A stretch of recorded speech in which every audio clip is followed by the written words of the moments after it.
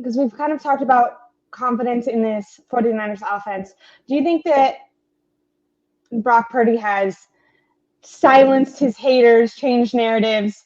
I saw Ryan Clark go from saying that Ryan Clark. he kind of switched up from saying it was, horrific for him to even have to consider Brock Purdy to be in the MVP conversation. Obviously, Jared Goff was better, to then calling Brock Purdy the obvious franchise quarterback for the San Francisco 49ers. So huge turnaround in just a couple days there. Do you think that Brock Purdy is the obvious franchise quarterback? Do you think that that's still to be determined, depending on how he plays for the rest of his contract / the Super Bowl? Has he silenced his critics, changed the narrative? He's never going to silence his critics. That's the thing. And I saw a little clip. I should have watched more of it. On Kay Adams had Torrey Smith, and he said the reason why there's a lot more hate and like it's very exaggerated is because of the way he's looking good, the way he's succeeding. People are too used to a certain way or two of how a good quarterback's supposed to look. Whoa, it's weird. Yeah, how's quarterback supposed to look? Where it's like, hey, this may look a little unorthodox than what you're used to, but ultimately he's succeeding, and it's like, he's not a game manager. He's not getting carried. Like, again, that's always been dramatic to me. Like, it's like calling him a game manager, and just because he knows how to run the system and he's getting carried by his talent is the stupidest thing ever. It diminishes everything he does. Because if that was the case, why wasn't Jimmy Garoppolo the MVP or MVP candidate in 2019? Like, I don't get it. So to me, it's like, it's clear he has good mobility. He faces pressure amazing, both figuratively and literally. And it's just, he just does everything at a very, very fairly high level. Now, again, I'm not calling him elite. I don't think he is. I don't think he'll ever get there. But who cares when he's still like a pretty damn good quarterback? I think both the narratives on both sides of propping him up to be great and bad are just stupid. And it's really more in the middle. It's more in the middle, where in that case, it's like it skews a little more towards the upper side than it does lower. So I think it gets dramatic. Like, Ryan Clark's just doing that. Like, you're free to change your opinion, but after how he like stood 10 toes down on business last week, and now he's doing all of a sudden after one game, it's like, what are you talking about? So that to me, like, again, like, you're fine to keep changing your opinion as more information comes in, but the way he did it is kind of very weird.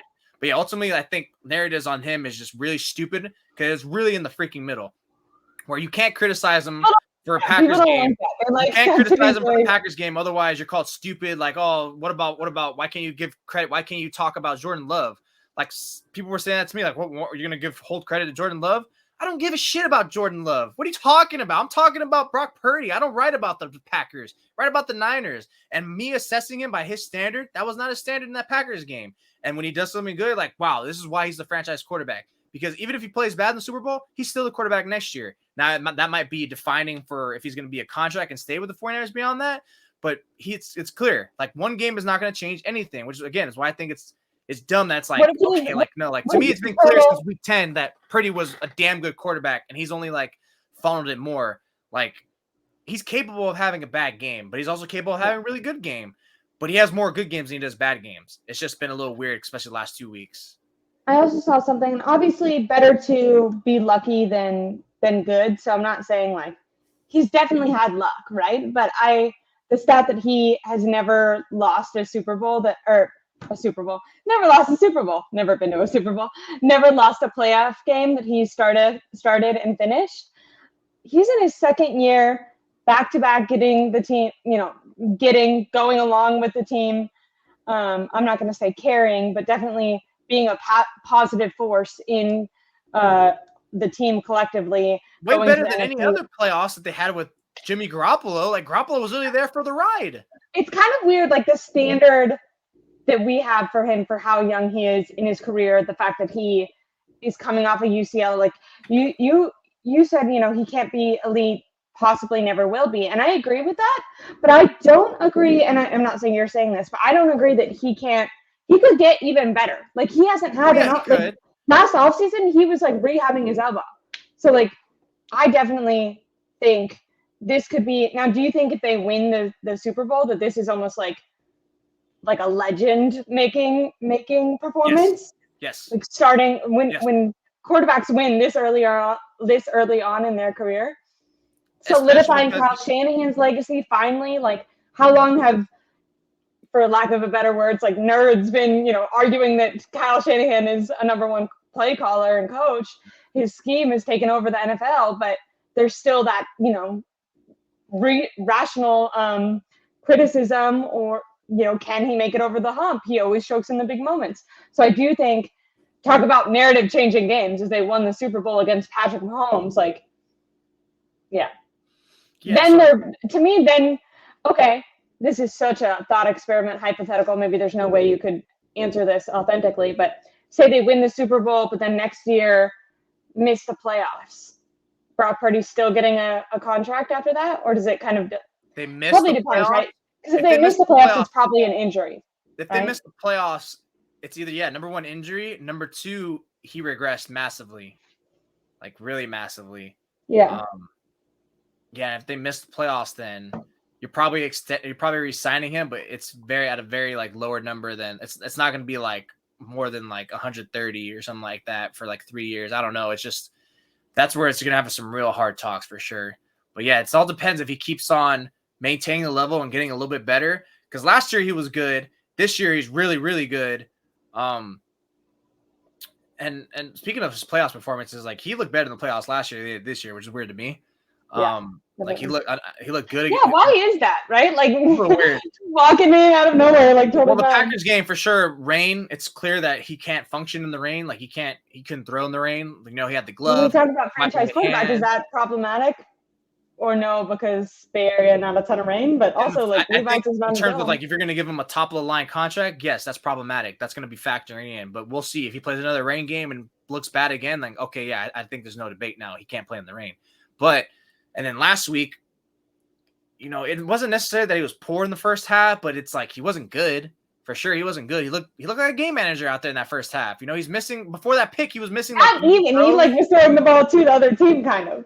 And then that once again, better to be lucky. Yeah, I know you got hit in the hand, but it's like, dude, you were throwing it to Debo, who looked like he was already in triple coverage. Like, what are you doing? It's just he just didn't look. But you kind of need that, right? When we're talking about going against Patrick Mahomes, like to me, Brock Purdy playing at a game manager level won't. It's interesting, right? Because I think all year we've kind of said like just don't turn the ball over, and I do still think that that's going to be the most important thing for Brock Purdy to not do. But like he's gonna have to take some chances, in my opinion. Is that fair to say? Like I think he's gonna have to be above average. Like Patrick Mahomes is so good. Do you think that just doing enough will be enough to win, or do you think that Brock Purdy's gonna have to, if they walk away with a Super Bowl victory, we look back and Brock Purdy has some highlight level plays? No, I want him to take chances because then you get the version of himself against the Ravens game, and he admitted like, yeah, I was pressing. Like you get that stupid pick. That was the worst pick he's thrown all year. So I don't want that version of him. I want the version of him where he's playing like in control and takes shots when they're necessary. Because that's when you get the 280-yard guy for 2 to 3 touchdowns, who's completing 60 to 80, who's completing almost 70% of his passes and has a few scrambles that are sweet. Like that's the guy I want. I want the guy who I saw against Jacksonville. I want the guy who I saw against even the Commanders. I want the guy I saw against the Steelers. Yeah, we got to see those guys, not the guy from last 2 weeks. Yeah, the guy from last 2 weeks, it's probably going to lead to stalled drives. Not unless you have McCaffrey who can carry some of the load, which I think they should be able to because, the Chiefs don't have Charles Omenihu anymore. I know he's a big prominent force in the pass rush, but still like just the fact that you're going to have to be a little more thin there. And it's pretty much just Chris Jones and just a bunch of, I think George Karlaftis, yeah, he's pretty much a force in the pass game. But yeah, I think you really want the unique Purdy to be as close as possible to those guys in those games I mentioned. Like that, we want to see the guy who made the case for MVP caliber, and this is the game to win it. This is for all the marbles. He plays significantly less than that. He plays like he did in the last 2 games, and they lose. Then my goodness, like the floodgates are going to be on him. He's going to prove everyone who's dramatically right or who's dramatically harsh on him already. I'm going to be on his case. Like, what the hell was that? I'm not going to think that it's going to make him a bad player. It doesn't change really his season, but now it's like, okay, well, shoot, man, now we'll put into context. He had 2 bad playoff games, and I guess the third in the Super Bowl. But if he does play good and comes close to that, if not the same level that we've seen him in all those great games, then it's like, my goodness, we know why he's the starter. Now we know why they're here. This is why they won and why they lost last time, because they didn't have this quarterback who was even half of what Purdy was. Can't hear you. Did your mic situation send? Did something die? You got to see something switched.